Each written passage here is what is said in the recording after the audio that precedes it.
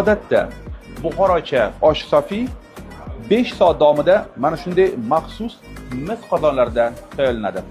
Hozirda ushbu oshni bizga tayyorlab bergan oshpazimiz Akbar akadan so'raymiz. Ular o'zlari samarqandlik, lekin aynan Buxorocha oshni tayyorlashni qayerdan o'rgangan? Xo'sh, ustozingiz kim? Buxorodan bir Jasur degan nomi chiqqan ustozimiz bor. Aytingchi, aynan mana shu oshning qanaqa asosiy foydali tomonlari bor?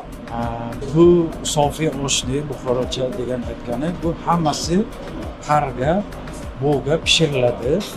Bu dietetический hisoblanadi. Odam bu oshni yegandan keyin o'zini yengil his qiladi. Amerikada bu osh organik taom. Oscar Wilde yaxshi gap bo'lgan.